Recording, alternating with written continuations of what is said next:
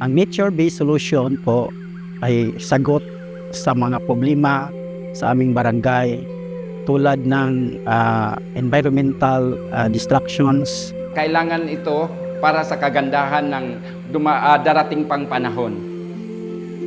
We believe into development, so walang problema yung development. Huwag lang mapiktuhan sobra yung para sa kalikasan, para sa nature. Protection po both the nature at saka yung mga taong naninirahan po sa isang lugar. Prevention is better than cure. Unsay solusyon para kana ma-minimize ang distraction.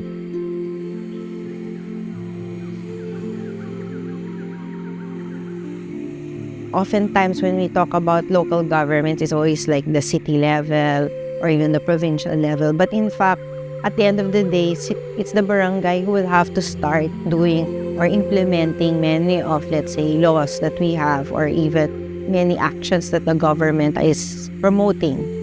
Not only because they are at the forefront of, the impacts of climate change and therefore they have to also address that, but also because they are also the ones in touch with the community itself.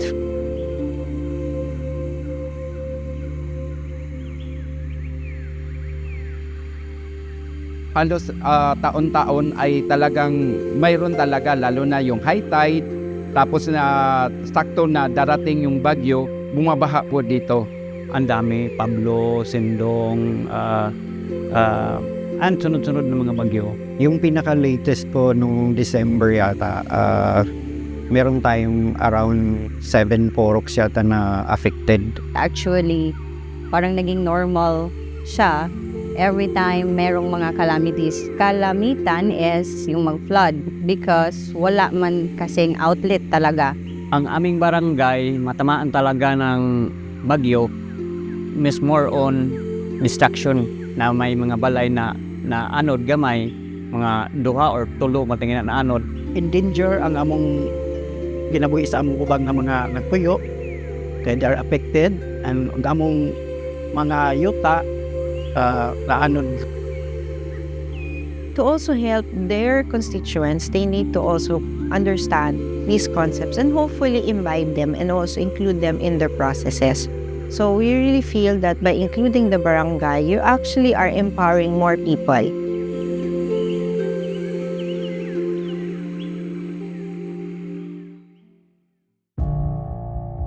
Kamo naman yung makakita dito sa area, impact area actually. Meron man ma-establish na infrastructures that could help, pero mas maganda pa din yung nature-based solution. They go hand in hand, hand in hand. Okay po yung dalawa. Huwag lang ma-imbalance, sir. Mas mabuti ngang mas marami siya kaysa sa infra. Murag ang nature-based solution yun ang katabang unsaon ni namo nga masulbad ni siya ang epekto sa environmental distractions. Nung wala lang sa amin noon, nung nag-start kami. Ngayon, nakikita namin, napipil at na-realize namin ngayon na siya pala ay source of life. Kaya nga, ngayon, na-aware yung na-inform, na-aware, na-educate yung mga tao, pati na yung mga bata, na pag pumutol ka, ngayon, ng mangrove ngayon, ng buffer zone, mismo yung bata, sasabihin sa'yo, wag, buffer zone namin yan, protection namin yan.